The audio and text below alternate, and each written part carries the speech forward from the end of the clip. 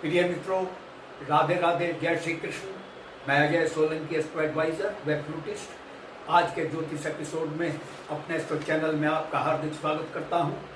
आज के ज्योतिष एपिसोड में मैं आपको बतलाने जा रहा हूं मई माह 14 मई से लेकर 30 मई तक का मई माह वर्ष 2026 का आपके लिए कैसा रहेगा। कुंभ राशि के जातक जातिकाओं के लिए कैसा रहेगा। कुंभ राशि के जातक जातिकाओं पर 7.5 का अंतिम चरण चल रहा है। क्योंकि अंतिम चरण चल रहा है, आपके तनाव में कमी आने की संभावना है। द्वितीय भाव में शनिदेव की उपस्थिति आपकी बचत में वृद्धि कर रही है। आपको अनावश्यक खर्चों पर नियंत्रित करना होगा। यहाँ पर शनिदेव, द्वितीय भाव में शनिदेव वित्तीय अनुशासन का पाठ पढ़ाते हैं। अगर वित्तीय अनुशासन नहीं अपनाएंगे तो आय का कोई लाभ नहीं मिलेगा आपको। आपकी आय में देवगुरु बृहस्पति देव वृद्धि कर रहे हैं, क्योंकि उनकी सप्तम दृष्टि आय के भाव पर पड़ रही है। अपने ही स्वामित्व वाले भाव पर आय का भाव के देवगुरु बृहस्पति देव नैसर्गिक स्वामी हैं और यहाँ पर तात्कालिक स्वामी भी हैं। यानी आपकी आय में भारी वृद्धि हो रही है। आय के नवीन स्रोत खुल रहे हैं। आकस्मिक धन लाभ भी हो सकता है, क्योंकि देवगुरु बृहस्पति देव आकस्मिक धन लाभ के भाव में विराजमान हैं। लेकिन निवेश सावधानी से करें, हानि उठानी पड़ सकती है, विशेषकर लॉटरी शेयर बाजार में। क्योंकि देवगुरु बृहस्पति देव शत्रु राशि में मिथुन में विराजमान है। आपको संतान पक्ष से शुभ समाचार मिल सकता है। विशेषकर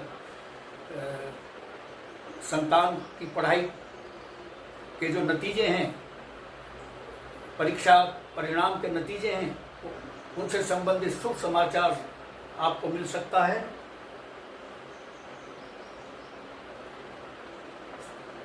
शुक्रदेव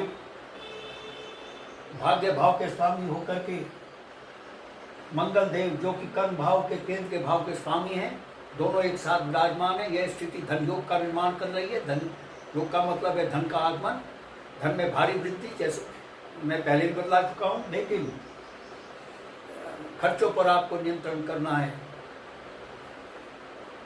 सूर्यदेव चतुर्थ भाव में विराजमान होकर के आपको हृदय से संबंधित, गर्मी से संबंधित, पेट से संबंधित व्याधियां दे सकते हैं। आपके निचले अंगों की, निचले हिस्से के अंगों की हड्डियों में परेशानी भी दे सकते हैं। और माता पिता के स्वास्थ्य में कमी आ सकती है, क्योंकि सूर्य देव चतुर्थ भाव में शुभ फल प्रदाता नहीं माने गए हैं।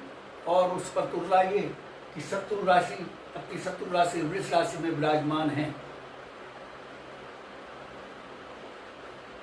आपकी भाग्य में वृद्धि हो सकती है। भाग्य आपका साथ देगा। सूर्य देव की सप्तम दृष्टि दशम भाव में, कर्म भाव में जो जातक जातिकाएं नौकरी में, उनको पदोन्नति दे रही है। मंगल देव आप तृतीय भाव में आपके साहस और पराक्रम में वृद्धि कर रहे हैं। आप विश्वास में वृद्धि कर रहे हैं। आपको मेहनत अधिक करनी पड़ सकती है, लेकिन मेहनत आपकी सफल होगी। अपनी वाणी पर नियंत्रण रखें, क्योंकि वाणी के कारक ग्रह देव बुध देव अस्त अवस्था में हैं। 26 मई तक अस्त अवस्था में रहेंगे। उसके बाद अपनी नीच राशि में चले जाएंगे। यानी वाणी पर आपको नियंत्रण रखना है। अपनी बात को आप सही ढंग से नहीं कह पाएंगे, मिसकम्युनिकेशन हो सकता है। नौकरी और कैरियर, बिजनेस से संबंधित मामलों में सोच समझ कर निर्णय लें। गलत निर्णय होने की संभावना है।